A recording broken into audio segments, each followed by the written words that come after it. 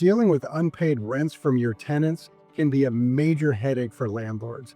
It's important to make sure you have a sound collection process in order to protect your rental property business. I'm Steve Patton with HCM Property Management, and we're here to help property owners like you in Orange County better manage their real estate portfolios.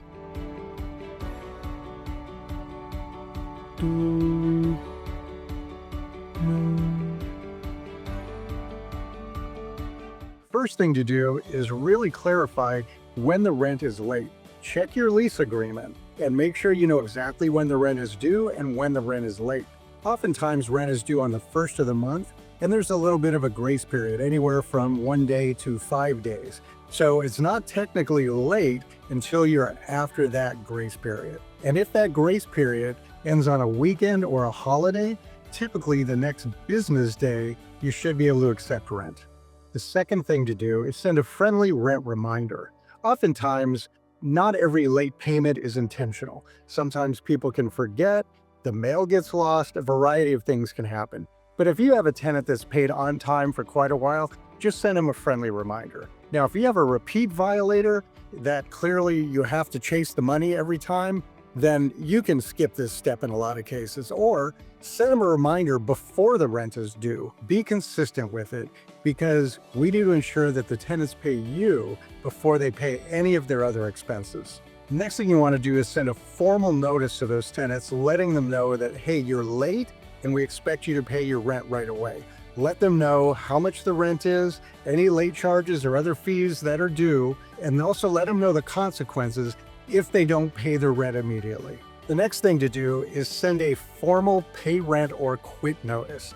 The pay rent or quit gives the tenants a finite amount of time to either pay the amount of rent due or to quit or vacate the house. Now, keep in mind that if the tenant pays during this period, then they're up to date and that stops the collection. If they don't pay by that typically 3-day period, 3 business days, then you've got the right to proceed with eviction. A couple of things to keep in mind here. One, make sure you retain all your communication and all your records, and also don't accept a partial payment when they're under a 3-day notice to pay rent or quit.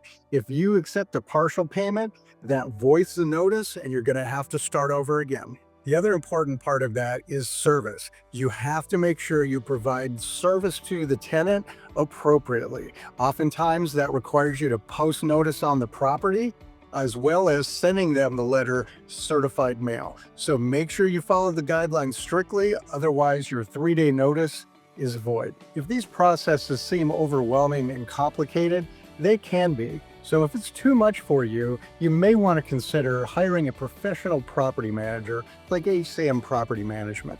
With 14 years in the business, we're here to assist you and get your real estate portfolio on track.